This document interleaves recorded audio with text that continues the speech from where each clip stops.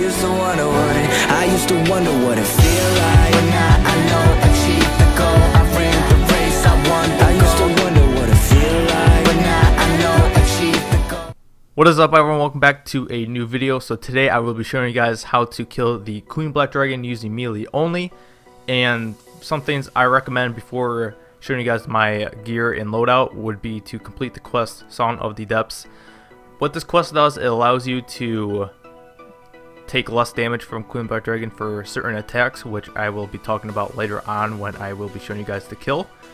And then also for combat stats, melee wise, I would recommend having 70 plus stats, and then also having 85 herblore. 85 herblore will be used to have the super anti-fires, which are very useful at the Queen Black Dragon.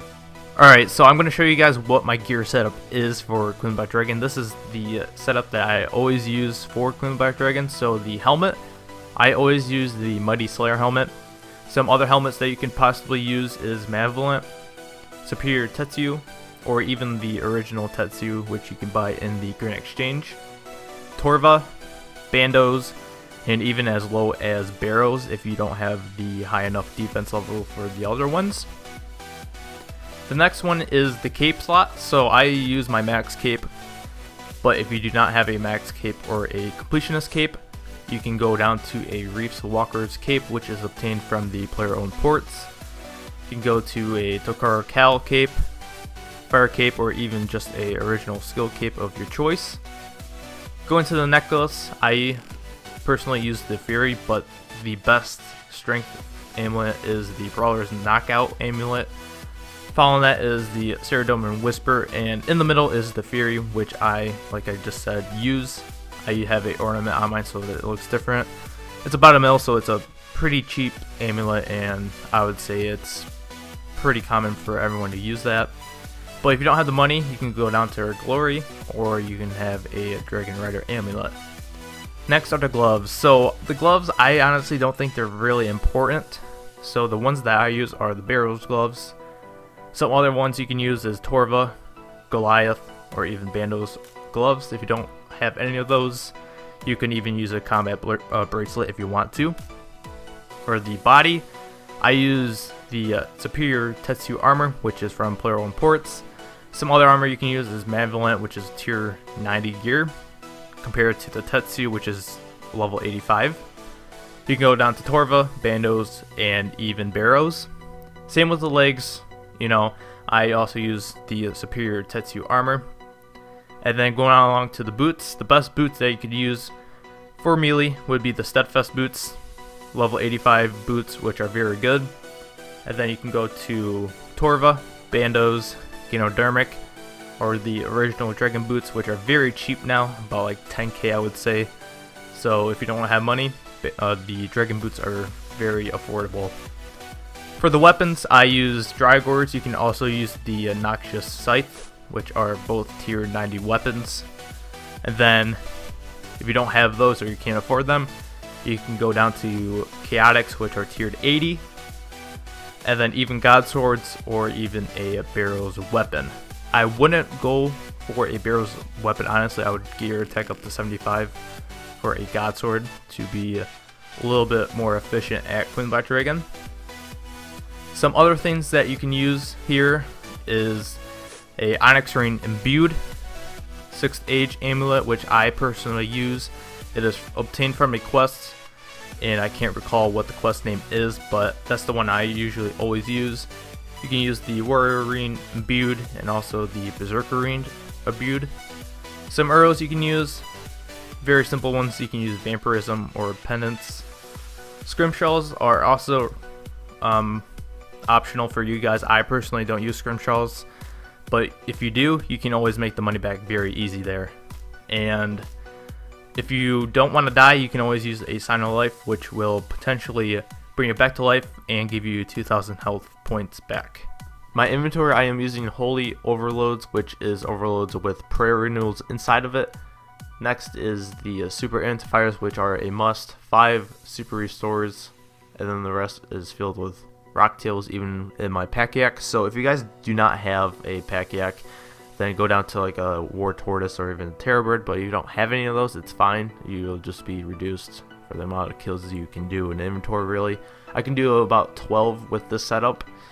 And also I use turmoil and soul split, so if you guys do not have those, you can use protect from range. I feel like Queen Black Dragon does a lot of range attacks, so protect from range. And you can also copy my ability bar setup. Not sure if it's the best, but it does work for me, and I do get pretty fast kills. My fastest kill is 1 minute and 49 seconds, so I don't think that's the best, but I think it's pretty good. So for the first phase, it is very straightforward. You don't have to really worry about anything. There is only one thing that can possibly happen in this phase, which does not happen for me. You can tell when this happens in the chat box, and it says the Queen Black Dragon takes a huge breath. It's highlighted in red text, and which will happen in the second phase. So first phase, the huge breath only has one wave of fire, so I'm going to pause it right here. You can see the red text in the chat box. For phase 2, it will have 2 waves of fire, and I'll show you guys how you can dodge the damage from the fires. So what I do is the pillar in the middle, you run back to it, and you click back on the Queen Black Dragon, and there's a chance that you will not get hit. Sometimes you get hit once, and then sometimes you completely dodge it and get 0 hits in it. You can also tank it, which also just takes 750 hits. So I'm going to pause it here again. In the second phase, you can see in the chat box that it is purple, and a tortured soul had spawned. So the second phase only has one of them that only spawn.